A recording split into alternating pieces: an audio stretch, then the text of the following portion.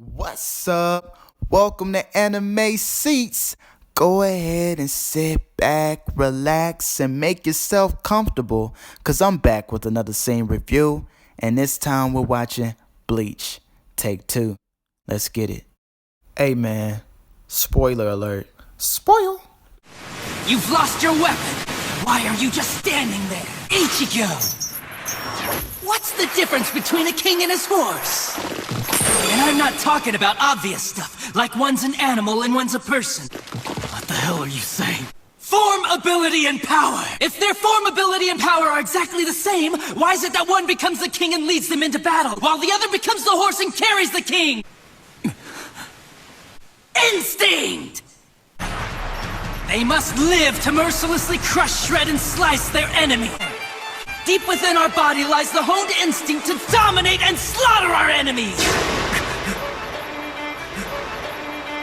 You don't have that! You use your brain to try and win a fight! You attempt to defeat your enemies with reason and logic.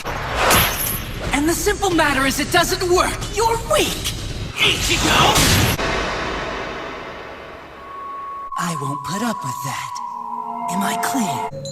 I'll be king. Man, who is this? Who is he talking to? I know he ain't talking to my boy Ichigo like that. This scene is great because it represents fighting against your inner demons. It is shown through the character's design, the illusions, and the analogy of man versus horse. The character's design. Look at him. He looks exactly like Ichigo. The same face, the slender body. The only difference is the jagged teeth, the piercing gaze, and the grayish white skin. Honestly, he looks just like his evil twin, which may not seem that important, but it speaks volumes. The animators could have went a completely different route, but no. They decided to make it almost identical. And by doing so, we get the idea that he's fighting against himself, his inner demons. Now, who is this guy? He's Ichigo's spiritual power, Zangetsu. The other half of this guy right here, the product of not being able to be controlled. And in the midst of the battle with White Ichigo, he's confronted with manifestations of previous enemies. The illusions. For the record, this ongoing battle is happening in the internal world, i.e. his mind. On the outside, he's going through holification, becoming a monster, the very thing he's trying to avoid. On the inside, nothing he's seeing is real, but it's very real to him. Catch my drift. So the first one is Byakuya. He states, pathetic. You haven't even acknowledged the confusion in your heart. How can someone resolve a problem without admitting that there is one first? Then Ichigo becomes aware of the illusions. The second one, Kaya, states, so what? Most are seen by the heart, not the eyes. Deep within your soul, you regret defeating me. How do you move forward after a fight when you're weighed down by doubt? Did I do the right thing? Am I a hypocrite? What other choices did I have? Blah, blah, blah, blah, blah. A barrage of thoughts that do nothing but just slow you down. It has Ichigo spacing out during the fight with White Ichigo, and he's losing focus. And if he doesn't get his act together, the holification will be in full effect, and he will no longer be himself. Man versus horse. Alright, so now let's get to the heart of the matter. This condescending dude started coming for my boy Ichigo. Said you ain't got it no more. You soft. You weak. Before the scene that we saw together in the beginning, Ichigo lost the battle with the Arrancar, specifically Grimmjow. That man was whooping Ichigo's ass, bruh. And unfortunately, he ain't been the same ever since. So, realizing how weak he was, he started out training with the Visors. They were buying him time in the real world while he is battling his inner hollow in the internal world. And now he's unable to use his Bankai, his Getsuga Tencho, because he's so afraid that the hollow White Ichigo could take over. So White Ichigo wants the reins. He wants the power. He starts getting philosophical. Man versus horse. Let's say Ichigo is the man in the scenario and white Ichigo is the horse.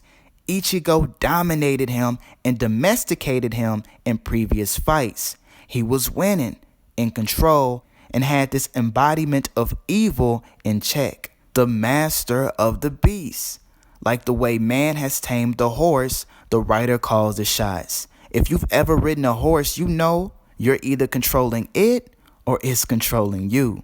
A horse will throw you off his back or even kick you in the chest if you don't show it who's in charge. And how does it know? Instinct. In the present moment, it senses your level of strength, your comfort, or fear.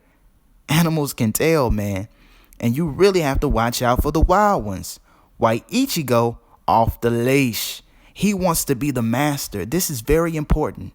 You've heard the old saying, you are your worst enemy. We're just like Ichigo, man. We all have demons that we have fought against or are currently fighting right now. My dad used to tell me, sooner or later, son, your instinct's gonna kick in. That brings us to the last illusion that I purposely saved till this moment. Kenpachi. He was about to whoop that ass too. Ichigo like, hey bro, hold up. I thought we settled this. What's the reason? And Kenpachi is like, reason? You need a reason. To quote him, why not accept it? You crave power. And anyone who loves power loves to measure that power in battle. The question is, do we fight in order to gain more power, or do we gain more power in order to fight? He answered his own question saying, it don't matter. We were born this way. Literally, it's a part of you. You do it instinctively. You have no choice but to fight. And I know this is easier said than done, but you will get there, bruh.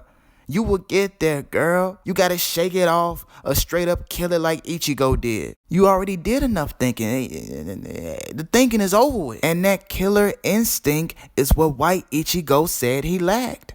But in the end, he proved him wrong. So be the man, not the horse. Well, anyway, remember to like, comment, and subscribe. I hope you got something out of this. Peace.